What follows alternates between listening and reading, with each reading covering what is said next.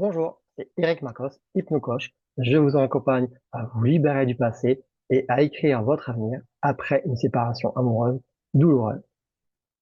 Justement, après cette séparation, ce qui t'arrive de venir espionner ton ex sur les réseaux et de chercher peut-être à analyser sa nouvelle relation et à te dire que finalement, il est en train de meilleur vivre sa meilleure vie et que il a l'air plus heureux, que finalement cette personne serait mieux que toi. Alors, tu n'es pas seul, hein, c'est un réflexe normal, mais c'est surtout très toxique. Et aujourd'hui, je vais t'expliquer pourquoi tu fais ça et surtout comment t'en libérer. Pourquoi on va venir à se comparer? C'est quelque chose comme de tout à fait normal, hein. Après une séparation, c'est douloureux et finalement, on va chercher finalement à trouver la cohérence, surtout notre mental, qui va essayer de comprendre pourquoi cette séparation a lieu alors que ça semblait inconcevable et que tu pensais que c'était l'homme ou la femme de ta vie.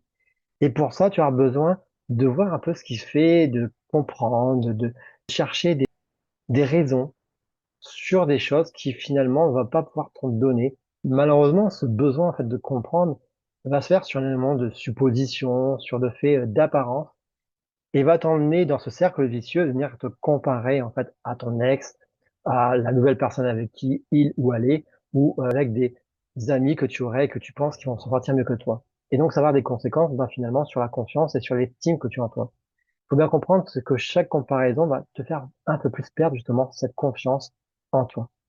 Alors rappelle-toi que se comparer, finalement, c'est oublier sa propre valeur pour se perdre dans une histoire qui n'est plus la tienne. Ce que ton ex vit actuellement, ce n'est pas ton histoire, c'est son histoire. Et ce qu'il vit n'a rien à voir avec toi, mais uniquement avec lui et avec la personne avec qui il ou elle est. Et ça ne dit rien du tout de toi ou de ta valeur.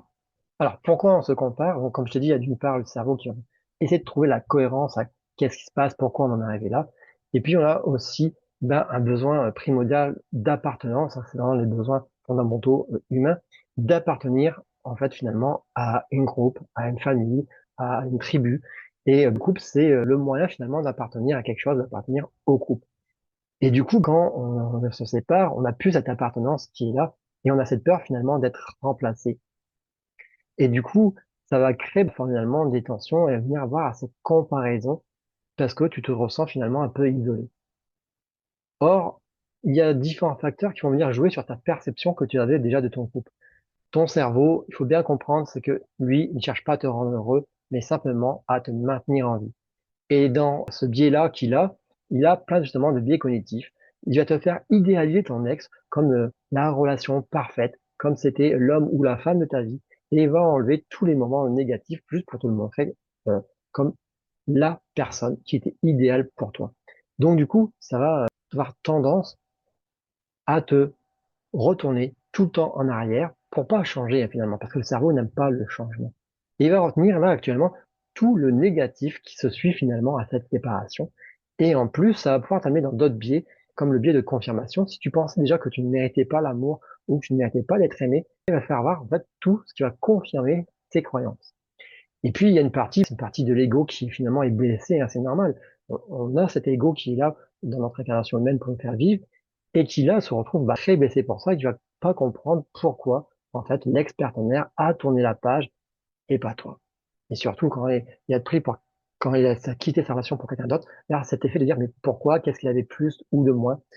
Et au-delà de ça, c'est pas qu'est-ce qu'il avait de plus ou de moins en fait, parce que ça parle pas de la personne, mais de votre relation.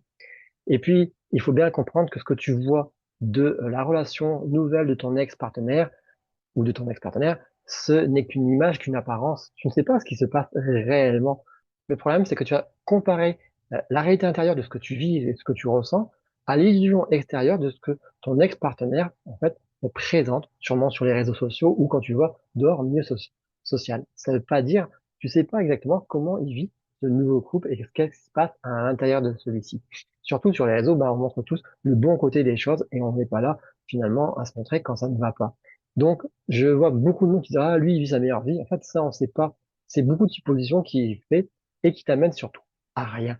Et cela, ça te maintient soit dans une position d'infériorité parce que tu te sens inférieur, ou alors de culpabilité où tu penses que c'est toi qui n'as pas su, en fait, amener ce qui valait à ton ex-partenaire. Alors que pas du tout. C'est peut-être que c'était votre relation qui amenait, qui ne correspondait pas, et ça veut pas dire ce que cette personne-là lui amène ou pas, parce que tu parles là sur des suppositions de ce que tu vois de l'extérieur. Ça veut pas dire que c'est une meilleure personne que toi, ça veut juste dire que bah, eux, pour l'instant, ça a l'air collé. Et encore, tu pars que sur des suppositions que tu sois de l'extérieur. Tu sais pas combien leur temps leur couple va durer, ni si ça va tenir. Et donc, à chaque fois que tu te compares, imagine que en fait, tu t'éloignes de toi, tu te coupes de toi. Donc, il va falloir finalement arrêter de se comparer. Parce que dès que tu te compares, tu perds finalement du temps et surtout de l'énergie. Et je te dis, comme je te dis, à chaque fois, ton estime va venir te baisser. Et se comparer, c'est finalement être dans le jugement. Donc, il faut cesser justement de se juger et de finalement juger même ton ex-partenaire et sa nouvelle compagne ou son nouveau compagnon, parce que cela te regarde plus de ce qu'ils font. Et rappelle-toi que ça n'a rien à voir avec toi. Leur relation est la vôtre, mais pas du tout la même. Donc, il va falloir, l'important, c'est de te recentrer sur toi, sur qui tu es, sur ce que tu ressens et sur ce que tu veux vivre maintenant. Plus sur ce que tu as vécu au passé, sur ce que tu veux vivre maintenant.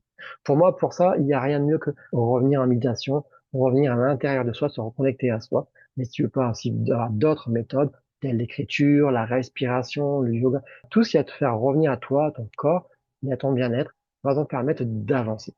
Et avoir surtout que tu coupes cette exposition toxique au réseau et à l'espionnage, puisque à chaque fois que tu vas venir te comparer à ce que vit ton ex, c'est comme si tu avais une plaie et que tu venais la gratter un petit peu plus à chaque fois. Donc forcément, bah, la blessure va venir se rouvrir et finalement, ça ne te permet pas d'avancer dans le deuil de ta relation. Donc prends conscience surtout, c'est que ton chemin, il est unique. Tu ne guéris pas moins bien que les autres. Tu es simplement en train de te construire autrement et chacun a son rythme. C'est un processus, en fait, de se remettre d'une séparation et chacun va aller à son allure. Alors, ne te compare pas aux autres sur les réseaux, à ceux qui prennent plus ou moins de temps, et surtout que chaque histoire est différente. Ce qui est important, c'est que toi, tu avances. Parce que la seule comparaison qui vaille, c'est avec la personne que tu étais hier. Donc, je te rappelle que te comparer, ça va juste faire perdre ton temps, ton énergie et surtout ton estime de toi. Donc, arrête la comparaison. Tu peux transformer cette blessure en force, à condition de revenir à toi. Il faut que tu te concentres sur toi et pas sur la relation passée et sur ce que supposément ton partenaire, ton ex-partenaire vit actuellement. Bien sûr, tu tires des leçons de ce que vous avez vécu ensemble, et pas de ce qu'il vit ou elle vit actuellement, mais de ce que vous avez vécu ensemble. Il faut en tirer leçon pour pouvoir avancer et éviter bien sûr de répéter les mêmes schémas. Alors, dis-moi, est-ce que toi aussi, tu as justement cette mauvaise habitude de te comparer depuis que tu as la séparation? Alors, je voudrais voir bah, comment ça se traduit chez vous et justement, qu'est-ce que ça vous fait de voir toujours ce que votre ex, votre partenaire fait, de vous comparer ou si vous vous comparez à d'autres et du coup, comment vous ressentez cette comparaison?